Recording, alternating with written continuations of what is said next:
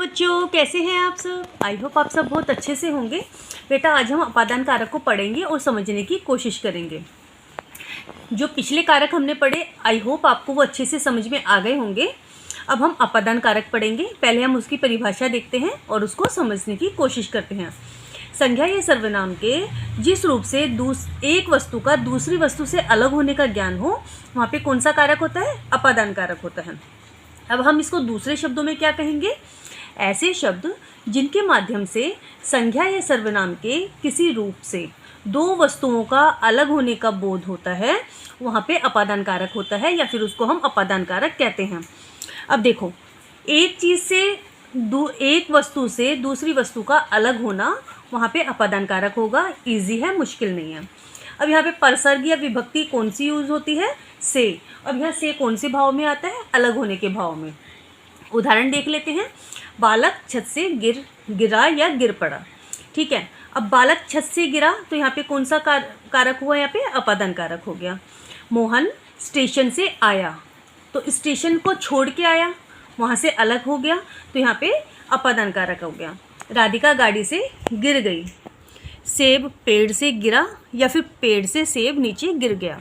तो इन सब उदाहरणों में छत से, स्टेशन से, गाड़ी से, पेड़ से यहाँ पे अलग होने का भाव हो रहा है। तो यहाँ पे अलग होने का भाव होने के कारण क्या हुआ? यहाँ पे अपादान कारक हुआ।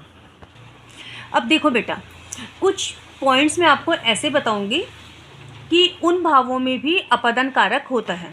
अब ये पॉइंट्स मैंने देखा है कि मतलब कि कुछ टीचर्स नहीं बताते, वो सिर्फ आपको कुछ उदाहरण देके समझा देते हैं और बस हो गया, चाहे बच्चे को टॉपिक क्लियर हुआ हो या ना हुआ हो। तो मैंने कुछ एक्स्ट्रा नोट्स बनाए हैं कि आप उन नोट्स को पढ़ो, ताकि आपको ये बात समझ में आ जाए कि अगर ये वाले पॉइंट्स या फिर इस तरह के उदाहरण आ जाते हैं तो वहाँ पे अपादान कारक होगा ही होगा। अब मैं पढ़ना शुरू करूँगी, थोड़ा सा अलर्ट होकर ध्यान से सुनना।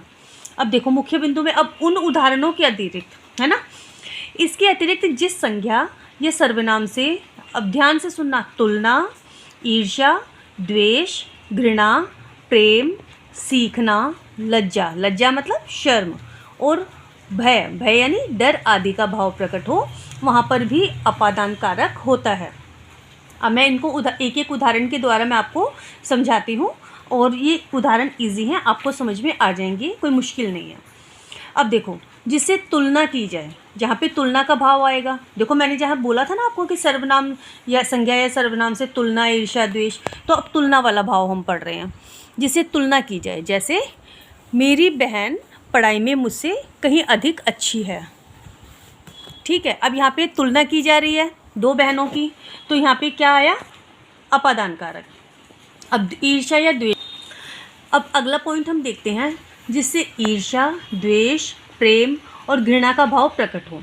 जैसे माता यशोदा श्री कृष्ण से बहुत प्रेम करती थी, या फिर हर माँ अपने बच्चे को बहुत प्रेम करती हैं, तो वहाँ पे कौन सा भाव आ गया? प्रेम का भाव आ गया। हमें रिश्तेदारों की उन्नति देख के ईर्ष्या नहीं करनी चाहिए। हमें रिश्तेदारों की उन्नति देख के ईर्ष्या नहीं करनी चाहिए। देखो, पहला जो हमने पॉइंट पढ़ा उसमें प्रेम का भाव आया, और दूसरा जो पॉइंट हमने पढ़ा उसमें ईर्ष्या का भाव आया। तो इन दोनों में कौन सा आ गया? अपादान कारक। अब मुझे ऐसे लग रहा था कि आप मुझे अब पलट के बोलोगे कि मैडम ईर्ष्या का भाव आ गया, तो मुझे इसलिए मैंने बार बार पूछा कि कौन सा भाव आया। अगला पॉइंट हम देख लेते हैं, गंदगी। अब देखो, अब इसमें घृणा का भाव आएगा। जहाँ भी हम गंदगी देखते हैं तो कैसे? गंदगी से घृणा करो, गंदे लोगों से नहीं। अब ये ऐसा एक उदाहरण है, लेकिन यहाँ पे कौन सा भाव आया है? घृणा का भाव। या फिर आप उदाहरण ऐसा भी हो सकता है, कूड़े के ढेर पे मक्खियाँ भिनभिना रही हैं। छी, कूड़े के ढेर पे मक्खियाँ भिनभिना रही हैं, तो वहाँ पे कौन सा भाव आ गया? घृणा का भाव आ गया। जिससे भय का भाव प्रकट हो। भय मतलब डर। मैं दूरदर्शन पर दिखाए जाने वाले भूत प्रेतों से डर गया। मैंने कल भूत वाली फिल्म देखी जिससे मैं रात को डर गया। अब इन दोनों उदाहरण में कौन सा भाव आ रहा है? भय का भाव आ रहा है। अगला देखते हैं। जब कोई कार्य शुरू किया जाए, ठीक है, जब कोई कार्य शुरू किया जाए, जैसे मेरा बेटा कल से कॉलेज जाएगा। अब ये नया मतलब कि कॉलेज जाना शुरू कर रहा है बच्चा, तो उसकी माँ कह रही है कल से मेरा बेटा कॉलेज जाना शुरू करेगा। तो यहाँ पे कौन सा आ गया? यहाँ पे नया कार्य शुरू हो रहा है, नई शुरुआत हो रही है, तो यहाँ पे अपादान कारक आ गया। अब देखो, जिससे कुछ सीखा जाए, ऐसे भाव भी होते हैं। मैंने माँ से खाना बनाना सीखा, तो यहाँ पे सीखने के अर्थ में आया, तो यहाँ पे कौन सा भाव आ गया, कौन सा कारक आ गया, अपादान कारक आ गया। मैं अपने पति से गाड़ी चलाना सीखूंगी, तो यहाँ पे भी सीखने का भाव है, तो यहाँ पे अपादान कारक हो गया। जहाँ दूरी का बोध हो, अगला पॉइंट है जहाँ दूरी का बोध हो। मेरा घर स्टेशन से 3 किलोमीटर दूर है, तो ये दूरी डिस्टेंस नज़र आ रही है, दिखाई दे रहा है। मेरे बेटे का कॉलेज घर से 4 किलोमीटर दूर है, तो यहाँ पे भी कौन सा कारक है, अपादान कारक है।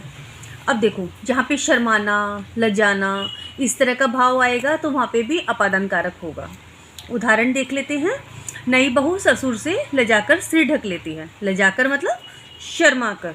इसके अलावा आप और भी उदाहरण दे सकते हैं कि प्रियंका नए लोगों के बीच में जाके शर्माने लगती है। तो इस तरह की जब उदाहरण जहाँ आएंगे, वहाँ पे अपादान कारक होगा।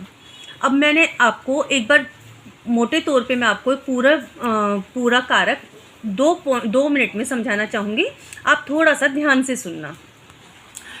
हमने पहले पढ़ा इसकी परिभाषा को, संज्ञा या सर्वनाम के जिस रूप से एक वस्तु का दूसरी वस्तु से अलग होने का ज्ञान हो, वहाँ पे अपादान कारक होता है।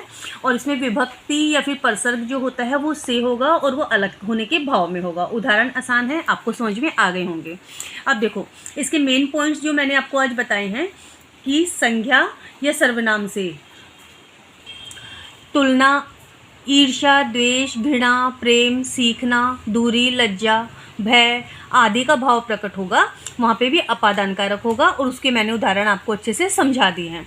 आप वीडियो को पॉज करके अच्छे से ध्यान से पढ़ेंगे, आपको अपादान कारक अच्छे से क्लियर होगा।